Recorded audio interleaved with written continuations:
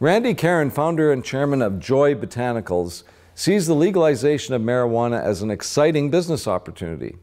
However, many not connected to the industry, like banks for example, are reluctant to support this budding sector.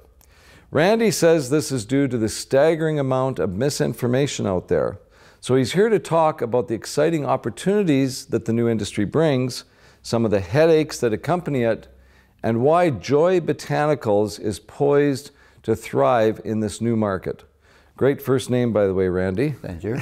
So what were you doing before you got into the cannabis business? Randy, I was a senior executive for an engineering, procurement, and construction company globally across all of North America, in fact, well, globally across the world. And I traveled the world looking at new businesses, how to develop new businesses, how to grow businesses out of what we had there, and looking at the strategy and how the businesses could better improve themselves and become more profitable in different areas. So I spent about my last 5 years of work doing that.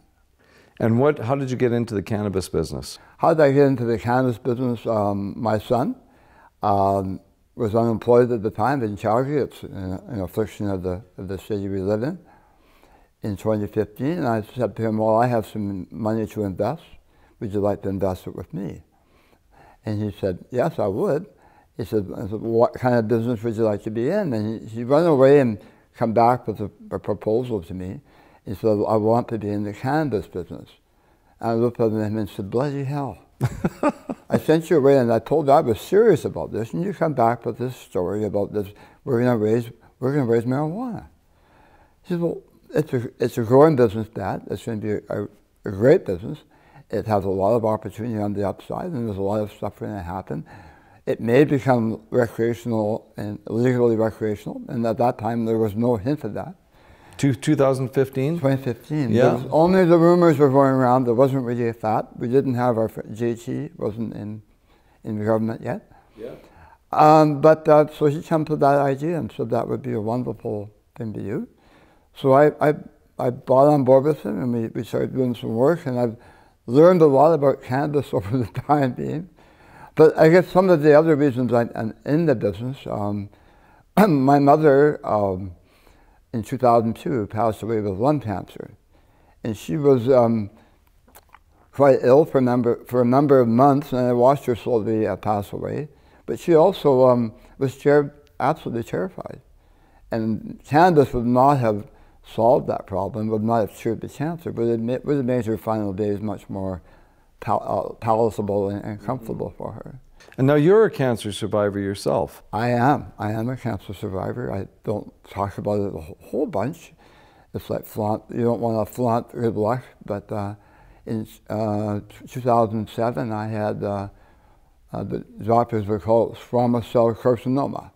So I had tongue cancers. So at that time they removed 1/3 of my tongue and removed some lymph nodes from up here.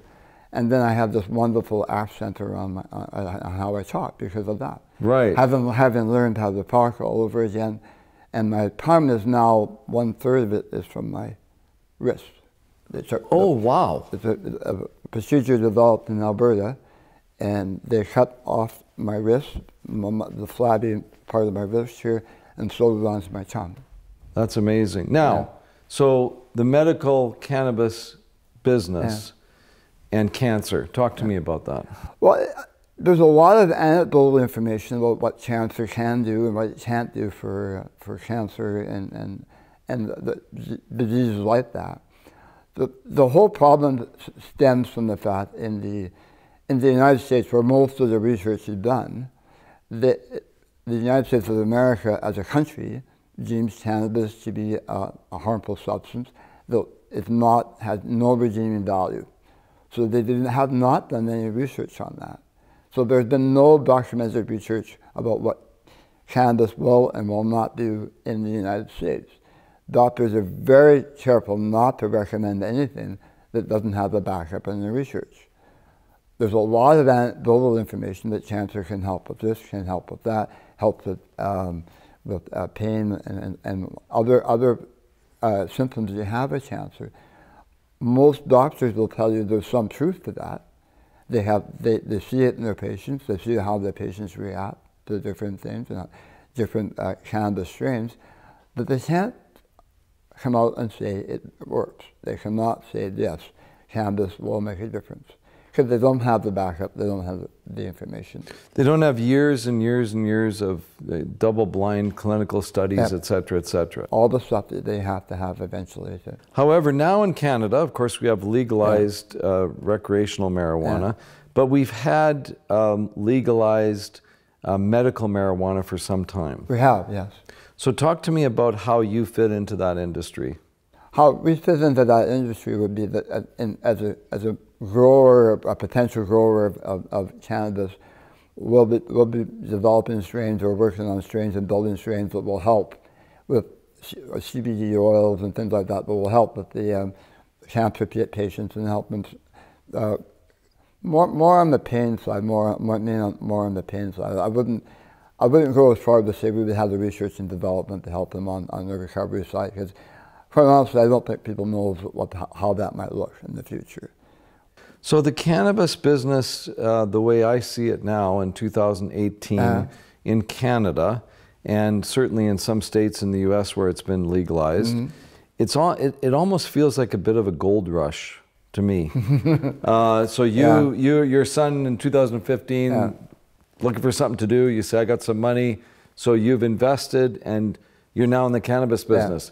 But it's like there's a lot of gold miners went up to the Klondike and back in the day, and they didn't know anything about gold mining. Yeah, that's very true. And I would say we've learned a hell of a lot on our journey as well.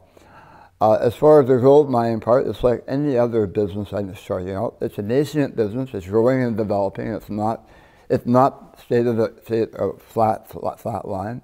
Every day when I get up in the morning, there's some new excitement somewhere. I don't know what it will be. I just know it'll be something new and different. The business will go through a period of time of radical growth, and then you're going to have a lot of M&A activity go on, and there'll be a consolidation of the businesses, and some of the research businesses are going to fall by the wayside, almost certainly. Because what will happen is people will try and expand beyond what their capacity might be. They'll want to be bigger is better, and they'll go out and they'll buy another company, and before they know it, as the Australians say, you don't know who's wearing swimming suit until the tide goes out. So Randy, are you more medical focused or recreational focused? So our intent is to cover off both sides of that business, both medical and recreational. But realistically, because of the size of business that we have today, our emphasis will be in the recreational area. The medical area will have to have a very, very elaborate strain of cannabis in some way, shape, or form. Some huge differentiator, then that will allow us to move into that area. But in today's world, I think that's probably a future plan. You're off and running. You're about to open your first plan. What are the future plans for the company? Good question, Randy. The intent we have right now is that we have 14,000 square foot of grow operation. Our intent is we have another 4 acres of land on the same plot of land we have, and we have 5 acres next door that we can access if we need to. The intent would be to ramp it up and move into a larger facility, perhaps 40,000, 50,000 square foot, and bring in a larger partner to help us out in that regard, and kind of build the business into a more sustainable size. I think 14,000 is a good size, but moving up into 65,000 square foot would put us more in line with where you have to be in order to operate in this business. Yeah, and then you can create an exit for you and your other shareholders by going public or sell to a bigger company. Provides a lot more options that way for sure. So Randy, what actual aspect of the cannabis business did you and your son decide to get into? So our plan is to move into the growing and cultivation and sale of cannabis flower and cannabis oil.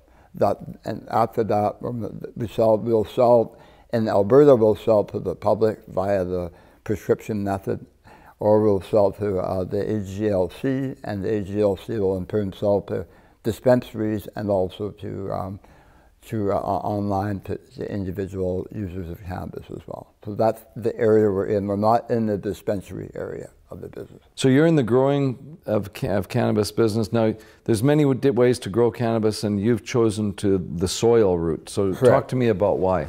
We engaged a number of consultants on the front end of the business. I'm trying to understand what will be the best way to grow initially. And they're almost unanimous with saying, unless you understand fully your business, you're better to grow with soil initially. And the struggle will be with the hydroponic end of the business, like you're referring to. In the hydroponic end of the business, if you have an infestation, it will wipe out your entire crop, every room, the entire facility. If you're growing with soil, obviously you're insulated in that. It'll be, your damage will be room by room as opposed to the entire facility. So you and your son started the business 2015. We're here at the end of 2018. Whenever someone's watching this, might be a year or two down the road. Where are you at? What have been the challenges, and what would you do differently? Yeah. I would probably buy money in the major stock, buy stock in a major company rather than do the development. No, there's a number of things I would do differently. I mean, obviously, the rules and regulations were different when we started than they are now, even. But when we started, you needed to have a location. You had to have a site. So we honed in on trying to find the right physical location, because that's what's on your application. When we did so, I think we ended up choosing a less than appropriate site, and we had to do some modifications to that site. But more importantly, we had a landowner. We had more than one go around with trying to get things straight as far as our land or his land. And he had a very, very strong easement agreement for our property, and it took us about a year and a half to get that removed. So where are you at now? Where are we at now? We're in the final stages of our Health Canada permit application. We're in the phase where they will ask us to provide evidence of we're ready to grow. Our facility is virtually complete at this time. We have what we have as far as the procedures and standards and how we're going to grow is now written and ready to grow. So we're waiting for Health Canada to come back and say, we need your evidence, provide us evidence. And the evidence includes all the procedures and systems we have. The facility has to be complete. All the security system has to be fully functional. And you also need to have a videotape of the entire facility of the walkthrough to prove to them that everything is functional and ready to go. So how much have you invested in the actual facility? By the time you open the doors, how much capital will have gone into it? Our investment, there's me and 9 other partners in the business, and we've invested, at this point in time, we believe the final investment figure will be somewhere in the neighborhood of $8 million. Wow. And was it easy to get any financing for that, or is it all equity?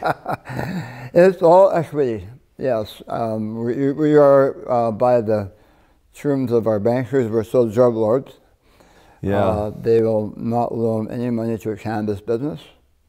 I mean, I could go on for quite a while and probably shouldn't, but my best story about that is when I first started in the business, I went to my banker and I banked with one of the major banks in Canada, and I banked with them for 35 years. And I told my bank manager, I told him I'm going to go into the cannabis business. Here's my business plan. Here's what I want to do as far as the business goes. They opened up a bank account for me. I had a checking account.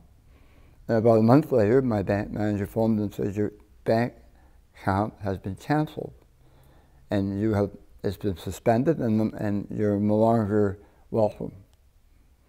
Wow. And I went and I complained to a fairly high level in the bank. I don't know how high it was, but I ended up finding out the reason they had canceled my bank account, because all I wanted to do was a checking account so I could put money in and write a check and pay somebody. That's all I wanted. It wasn't like there was a massive amount of capital. I didn't want a loan, because I know I was dreaming in Technicolor if I wanted to have a loan. Yep. So if I wanted a checking account, no, cannot give you one.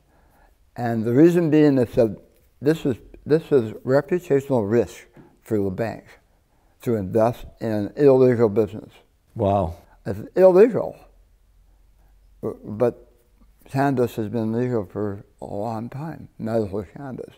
So is that changing now with the banks? Like now that it's like legal across the country, it seems to me. I just got my latest rejection from the bank last Wow. week, actually, from another major bank. They were prepared to loan me the money as long as I had backup in the bank for the same amount that I was borrowing. So if I wanted $1 million, they said, "Well, loan me $1 million as long as you put $1 million in the bank." Yeah. Let's not get down that road. Banks are so helpful when you don't need the money. Yeah. Well, congratulations on being a pioneer in this exciting business. I wish you well with it, and hopefully we'll come and visit your facility sometime in Alberta. Randy Karren from Joy Botanical, thank you for joining us today. Appreciate it.